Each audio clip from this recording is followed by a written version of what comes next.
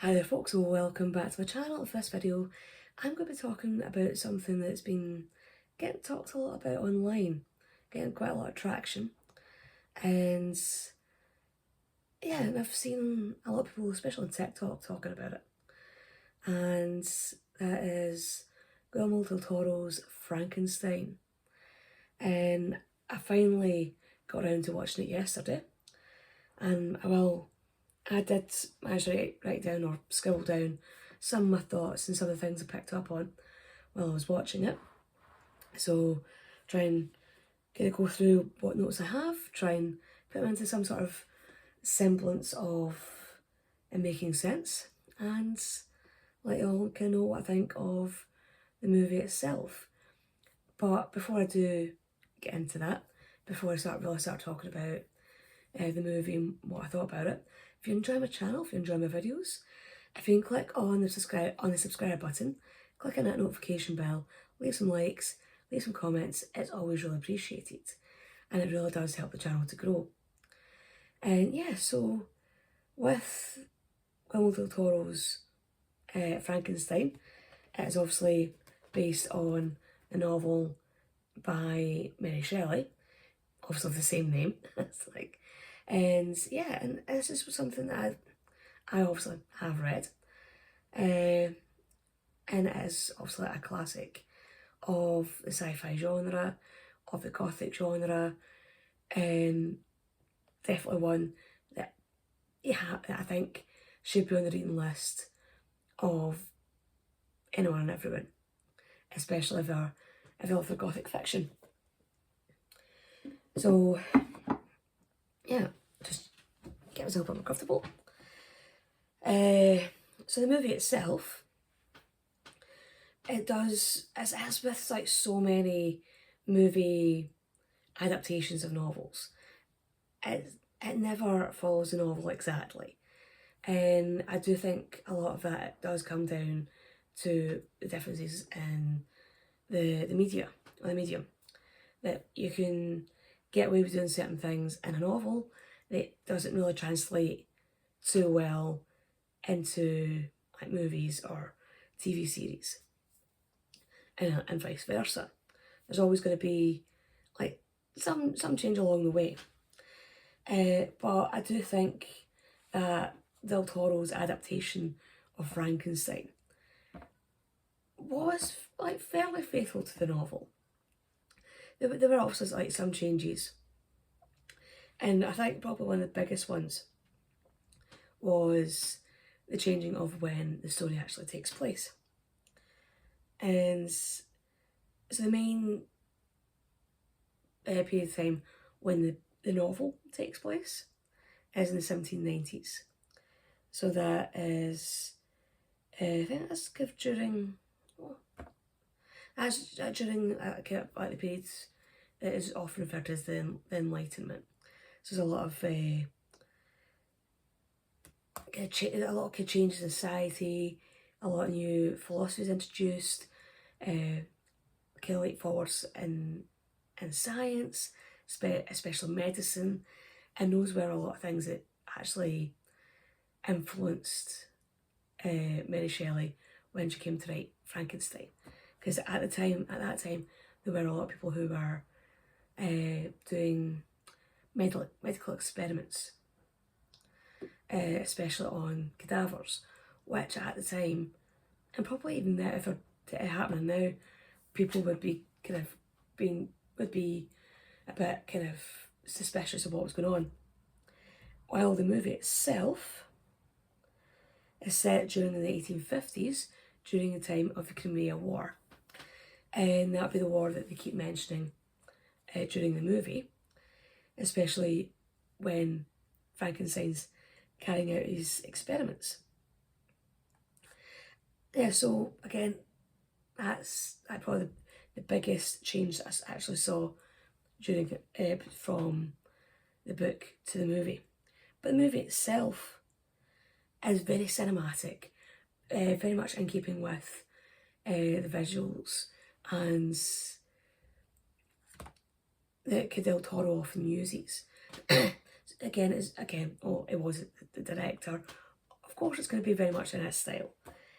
But again, having watched like Pan's Labyrinth, having watched Crimson Peak, it's very much kind of in that style. So if you've watched them, very good, and you've enjoyed them, very good chance that you will also sit and really enjoy Frankenstein as well.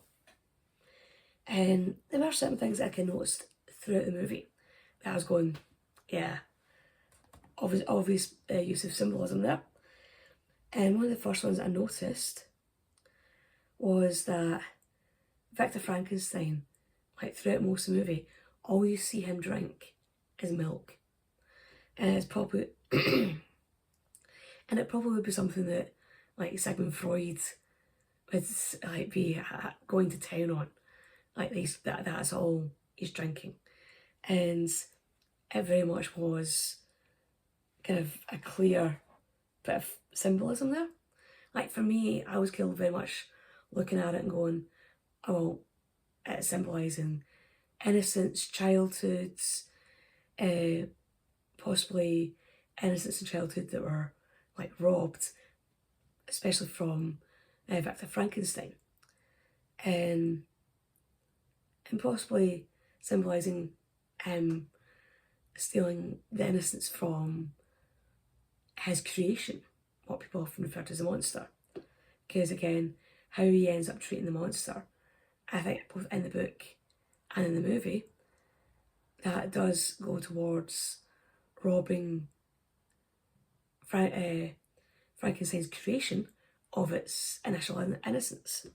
Because when you do meet the creation for the first time, or the creature, he is very much an innocent child.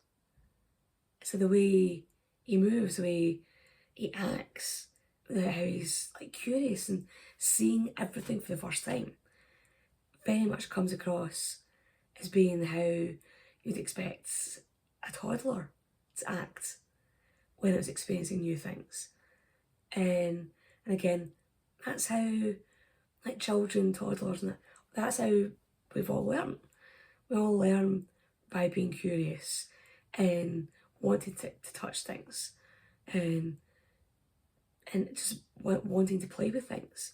And that's very much how the creature acts or interacts with its world. And that's something that is very much robbed from him. And I did notice there's one point in the movie where Frankenstein is referred to as being the modern Prometheus, which is very much kind of calling back to the secondary title of the novel. Because you will find in most editions, if you actually look at the inside title page, you will see that it's called Frankenstein or the Modern Prometheus. I don't know if it's coming up on the camera there, but yeah. So obviously a callback to the original novel, but it could also, when taken into account with some of the biblical symbolism that's used, like how when the creature is brought to life, it's almost in a reverse crucifixion. That it's very much been raised up in the air, kind of with his arms out, with this almost a halo of silver spikes above his head. Again, a bit of very obvious symbolism there. And the fact that when, or just before Victor starts the process of giving life to the creature, he says the line, "And so it's finished," which is a clear biblical quote. I think it's from the Gospel of John, when during Jesus' crucifixion, before Jesus dies, he says the line, "And so it's finished." So obviously another callback to scripture.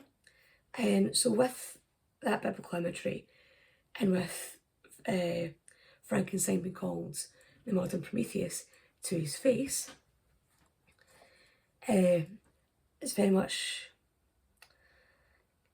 saying to the audience that, yeah, Frankenstein's playing gods.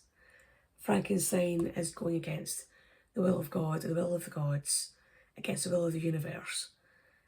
Because, if I'm not mistaken, with Prometheus, in Greek mythology, it's Prometheus who steals fire from the gods and gives it to humanity. And that's what, in Greek mythology, allows humanity to progress and to create art and to be able to become more than just what they were created initially.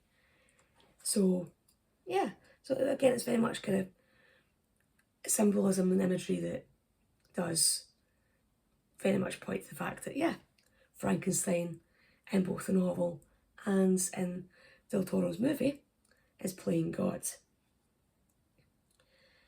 And again, going back to the whole use of milk, or the drinking the milk as being a symbol of innocence, there's also a lot of use of silver in the movie. And again, when you see the reverse crucifixion, when it's got the halo of gold, or the crown of gold on top of just above the creature's head, you also have that,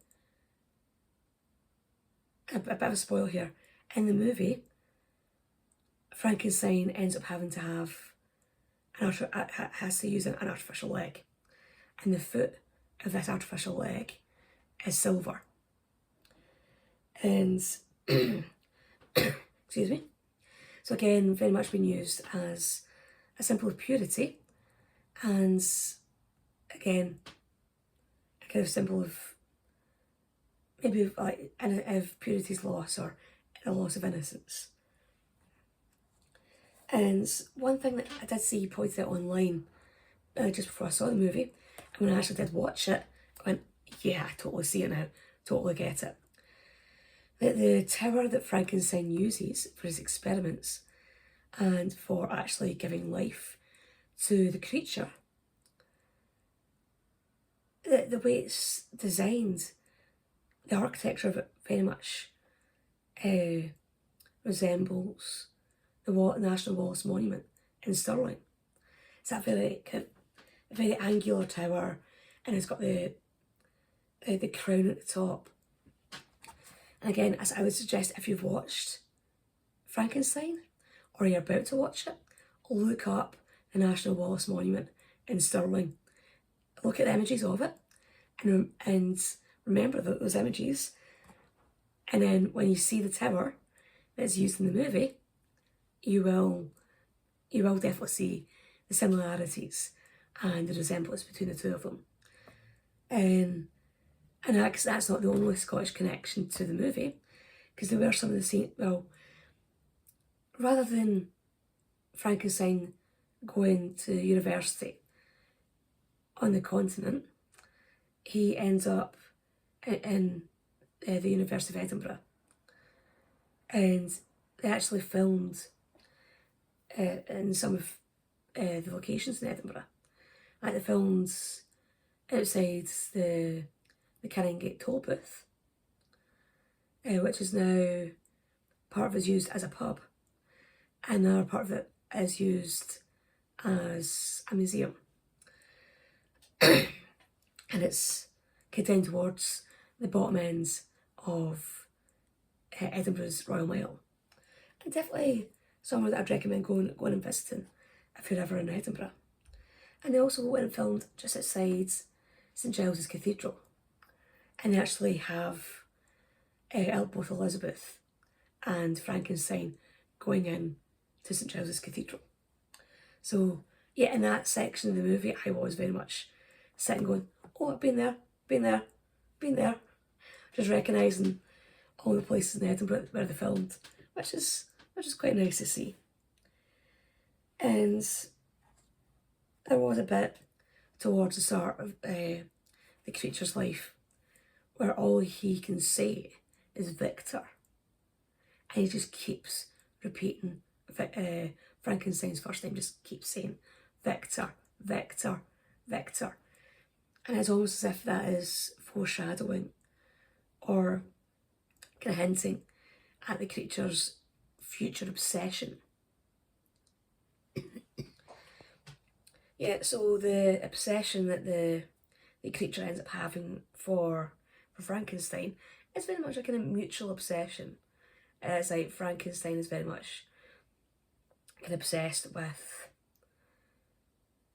the creature and with ending the monstrosity that he sees as having created.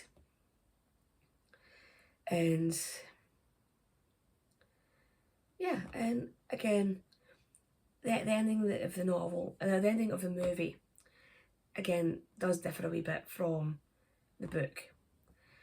And again, for me, it very much seemed to symbolise or suggest that the whole kind of like curse of generational trauma. That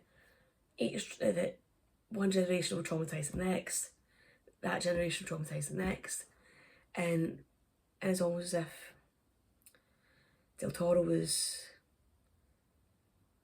touching on that and touching on how we should always try to break that trauma and break that cycle and bring that trauma to a close.